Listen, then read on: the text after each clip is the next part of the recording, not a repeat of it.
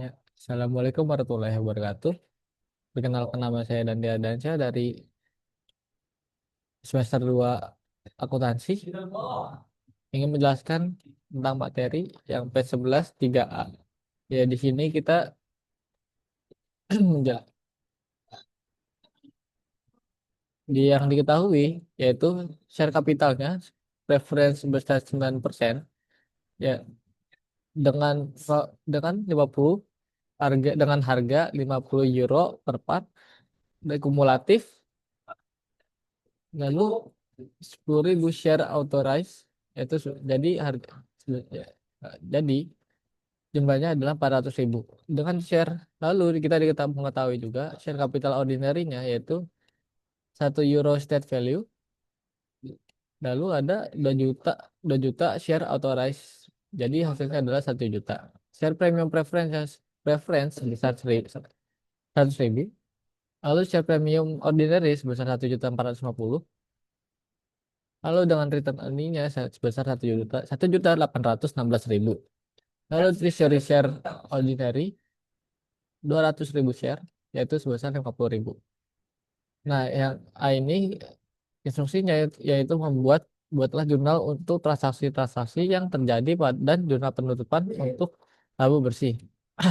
Nah, pada tanggal 1 Februari 2017 itu kita mendapatkan cash sebesar 130.000.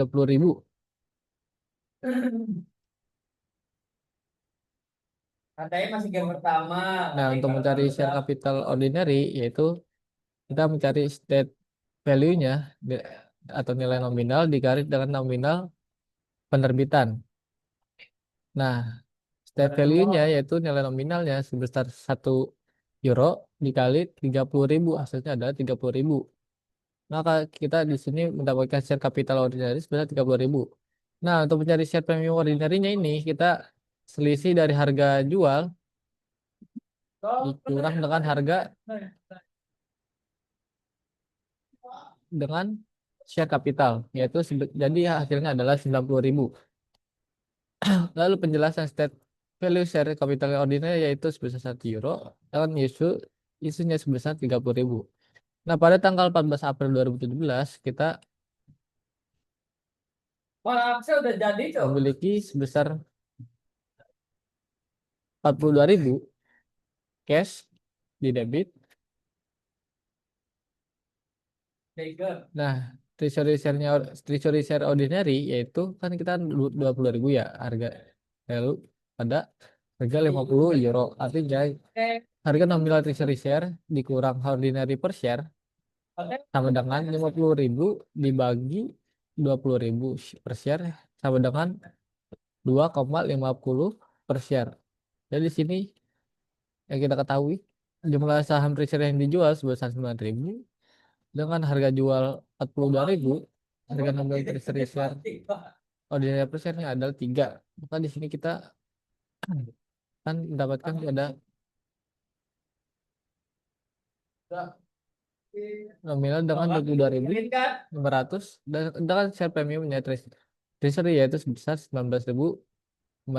Dari untuk mencari treasury share ordinary-nya itu sama dengan sold treasury share dikurang ordinary dikali nilai nominal treasury share dikurang ordinary per share, yaitu 9.000 dikali 2.000 2,50, hasilnya sama dengan 22.500. Maka kita mendapatkan treasury share-nya ordinary sebesar 22.500.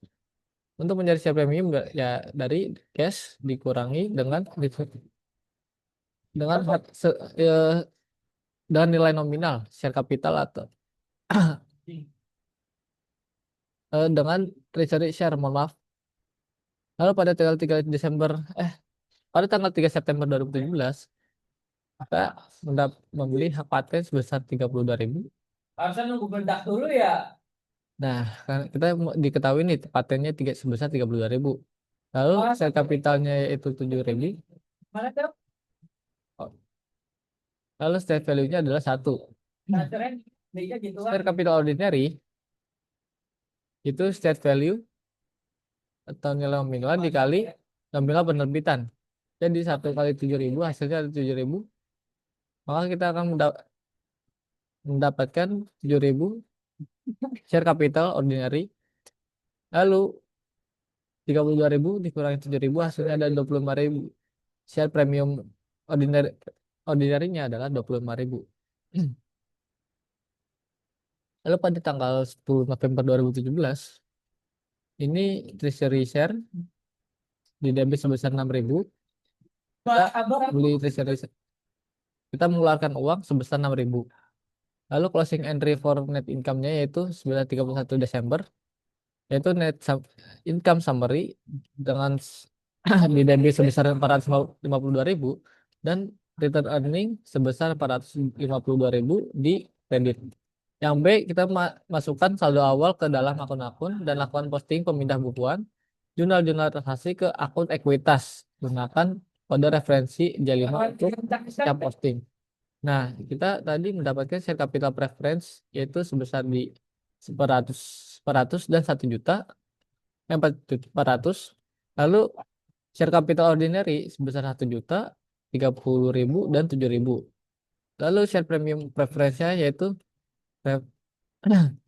sebesar 100.000. Lalu share premium ordinary sebesar 1.450.000, 90.000 dan 25.000. Lalu kita memiliki return earning-nya sebesar 1.816.000 dan 452.000. Lalu share premium treasury-nya sebesar 19.500 di debit. I'm guy.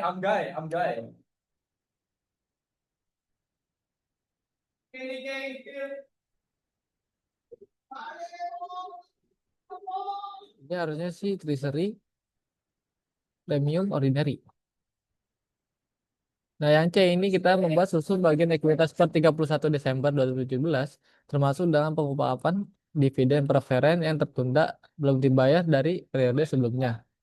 Pada TRLSA Statement of Financial Position yaitu equity share capital preference 9% dengan nilai par 50 euro kumulatif 10.000 share authorized sebesar 400.000. Share capital ordinary-nya dengan state value-nya sebesar 1 euro sebesar dan kita memiliki share authorized-nya sebesar 2 juta. Jadi jumlahnya yaitu 1.037.000 dengan share premium preference sebesar 100.000. Share premium ordinary sebesar 1.565.000 dan share premium treasury sebesar 19.500 dengan return earning sebesar 2.268.000 dengan treasury share ordinary-nya yaitu 33.500. Total equity-nya adalah 4.356.000. Untuk yang diketahui jumlah saham preferen yang beredar adalah 8.000 dengan par value per share-nya yaitu 50 euro dengan dividen per preferensinya yaitu 9 lembar, maka dividen per tahunnya adalah 8.000 dikali 50 euro dikali 9% hasilnya adalah 36.000. Dividen yang tertunda pada saham preferen berjumlah 36.000 euro. Dividen-dividen ini belum dicatat sebagai kewajiban sampai secara resmi diumumkan. Iya. Lalu kita akan masuk ke soal yang kedua.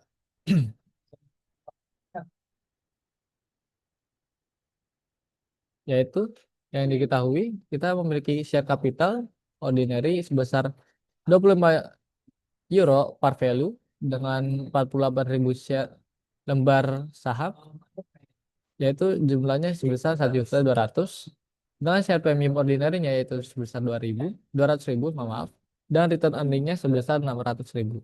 Lalu yang A ini kita membuat jurnal transaksi di atas dan membuat entry penutupan untuk laba bersih dan dividen. Nah, diketahui saham yang beredar adalah 48.000 dengan declare cash dividend per share yaitu 1 euro per saham. Diumumkan dividen tunai sebesar 1 euro per saham untuk pemegang saham yang tercatat pada tanggal 15 Februari dan akan dibayarkan pada saat 1 Maret. Mohon maaf, Pak. Maka pada tanggal 1 Februari 2017 kita mendapatkan dividen sebesar 48.000 dan dividen payable sebesar 48.000. Dividen yaitu saham yang beredar dikali Karena konsepnya yang bagus apa Anda? cash dividen per Kanan atau kiri? lembar, yaitu 48.000 dikali 1 sama dengan hasilnya Ya, 84 tolong cekin dah. 48.000. Dividen payable bertambah karena perusahaan mempunyai utang dividen kepada pemegang saham, nominalnya sama seperti return earning, yaitu 48.000. Pada tanggal 1 Maret kita melakukan pembayaran dividen tunai untuk Februari. Nah, kita membayar dividen payable sebesar 48.000. 48.000. Lalu kita mengeluarkan uang cash sebesar 48.000. Nah, kan dividen ini akan berkurang di debit karena kita berkewajiban membayar dividen sebesar 48.000, Formnya. dan cash akan berkurang di kredit untuk karena membayarkan utang kepada pemegang saham. Nah, pada tanggal 1 April ini kita tidak ada jurnal karena tidak ada transaksi keuangan. Stock split ini juga tidak merubah total ekuitas, hanya berubah nilai nominal dan jumlah saham. Stock split atau pemisahan saham adalah tindakan korporasi yang membagi setiap saham menjadi lebih banyak saham. Dalam hal ini yaitu 5-for-1 stock split, yaitu berarti setiap satu saham lama menjadi 5 saham baru. Jumlah saham beredar meningkat 5 kali lipat. Nilai nominal per saham menjadi 1/5 dari sebelumnya. Sebelum split yaitu saham yang beredar adalah 48.000 per saham dengan par value-nya 25.000 euro, 25 euro, dengan total nominal value yaitu 48.000 dikali 25 euro, hasilnya adalah 1.200.000 euro. Nah, sesudah splitnya yaitu 48.000 dikali 5 sama dengan 240.000 per saham. Nah, par value-nya yang baru yaitu 25 dibagi 5, hasilnya adalah 5. Dengan nominal value-nya yaitu 240.000 dikali 5 euro, hasilnya adalah 1.200.000 euro. Harganya tetap sama. Jadi, total nilai modal saham tidak berubah. Hanya jumlah saham yang beredar dan par value-nya saja yang berubah. Jumlah yang saham yang beredar naik menjadi 240.000 per share.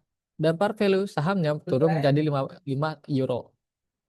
Jika sebelum split harga pasar per saham adalah 36 euro, maka setelah split 36 dibagi 5 hasilnya ada 7,20 per saham secara teoritis. Karena total ini karena total nilai kepemilikan tidak berubah, hanya dibagi ke lebih banyak saham. Nah, 1 Juli diumumkan dividen saham sebesar 10% untuk pemegang saham yang tercatat pada 15 Juli yang akan didistribusikan pada 31 Juli. Pada tanggal 1 Juli, harga pasar saham adalah 7 euro per saham. Nah, yang diketahui nih, dividen sahamnya adalah 10%. Lalu harga pasar per sahamnya adalah 7 euro. Par value setelah split yaitu adalah 5 euro. Dengan jumlah saham dividen yaitu 24.000. Nah, jumlah saham yang beredar saya ini pada saat 1 April yang setelah terjadi stock split yaitu 5 bagi 1. Jadi sebelum terjadi stock split yaitu 488.000 saham. Setelah terjadi stock split yaitu 48.000 dikali 5 euro, hasilnya adalah 240.000 saham. Jumlah saham beredar pada 1 Juli yaitu sebesar 240.000 saham. Nah, jumlah saham dividen yaitu dividen saham 10% sama dengan 10% dikali 240.000. Hasilnya adalah 24.000 saham baru. Nah, return earningnya adalah, nah, maaf, nah jumlah sahamnya adalah 24.000. Lalu,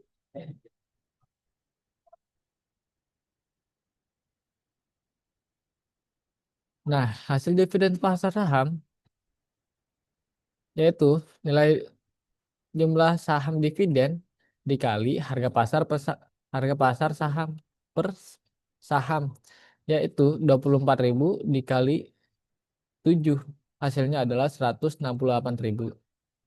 Nah, untuk menghitung share capital ordinary-nya yaitu jumlah saham dividen dikali par value-nya sama dengan hasilnya adalah 120.000. Nah, untuk menghitung share premiumnya yaitu satu return earning dikurangi dengan share capital ordinary, hasilnya adalah 48.000 ini. Nah, untuk 31 Juli ini hingga ada jurnal tambahan karena pada saat deklarasi 1 Juli jumlah saham beredar kini menjadi 264.000 saham.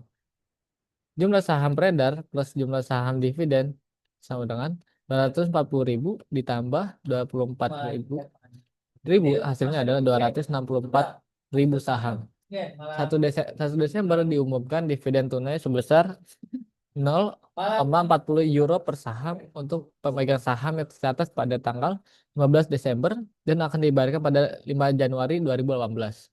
Nah, kita ketahui dividen tunai per saham yaitu 0,40 euro dengan jumlah saham yang beredar yaitu saat ini yaitu 264.000. Nah, pada tanggal 1 Desember ini kita return earning jumlah saham yang beredar saat ini setelah stock split yaitu pada 1 April 140.000. Nah, setelah dividen saham 10% pada tanggal 31 Juli yaitu sebesar 250.000 saham ditambah 24.000 saham. Hasilnya sama dengan 264.000 saham. Maka jumlah saham beredar pada tanggal 1 Juli, mohon maaf, pada tanggal 1 Desember yaitu 264.000 saham. Lalu dengan total dividen yaitu 0,40 ini dikali dengan 264.000. Hasilnya adalah 105.600 return earningnya. Nah, untuk dividen payable juga sama, yaitu sebesar 105.600. Tapi harus di-backup habis. Nah, pada tanggal 31 Desember ditentukan bahwa laba bersih untuk tahun ini adalah 350.000.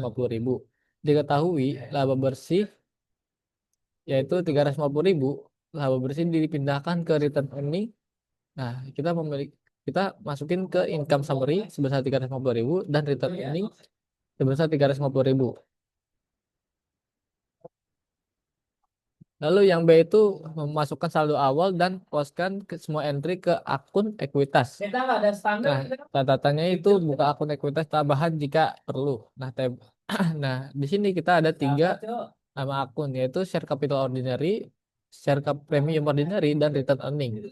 Yaitu di balance-nya itu sebesar 1.200.000 dan transaksinya yaitu sebesar 100 ditambah 120.000 pada tanggal 31 Juli dengan ending balance-nya yaitu 1.320.000. Lalu share premium ordinary sebesar balance-nya yaitu sebesar 200.000 dengan tambahan transaksi pada tanggal 1 Juli yaitu sebesar 48.000. Lalu ending balance-nya yaitu 248.000. Lalu return earning balance-nya yaitu sebesar 600.000 dikurangi 48.000 transaksi pada bulan Februari, dikurangi lagi dengan 168.000 pada bulan Juli, dikurangi lagi pada 105.600 pada bulan Desember, ditambah 350.000 dengan net income yang tadi.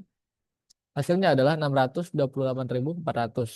Nah, yang C ini kita membuat susun bagian ekuitas modal pada per 31 Desember. Nah, share capital ordinary-nya ini kan 25 euro per value dengan 264.000 lembar. Itu nilai nominalnya adalah 6.600 dengan share premium ordinary-nya yaitu strip dengan return earning-nya sebesar 628.400. Share capital ordinary yaitu 264.000 saham dikali 25 euro, mohon maaf, di nominal sama dengan 6.600 euro. Ini mencakup saham awal 48.000 dikali 5, hasilnya adalah 240.000. Saham setelah di split dan 240 saham 24.000 saham dari dividen naik saham 10%. Share premium ordinary itu karena saham baru dari dividen diterbitkan di bawah ini nilai nominal 7 euro. Perusahaan tidak bisa secara legal menjual saham di bawah nominal sehingga tidak ada share premium yang dicatat. Maka saldonya dianggap nol. Lalu kita mendapatkan return earning sebesar 628.000. Itu return earning awal tahun dikurangi dengan dividen tunai Februari sampai Desember, yaitu 600.000 dikurangi 48.000 dikurangi 105.600, hasilnya ada 446.400. Lalu kita hitung dividen sahamnya, yaitu 24.000 dikali 7 euro, hasilnya adalah 168.000. Ditambah laba bersih sebesar 350.000. Lalu saldo akhirnya yaitu 446.400 dikurangi dengan 168.000 ditambah dengan 350.000, hasilnya adalah 628.400. Sekian yang bisa saya sampaikan. Mohon maaf bila ada salah kata dan salah perbuatan. Mohon maaf. Assalamualaikum warahmatullahi wabarakatuh.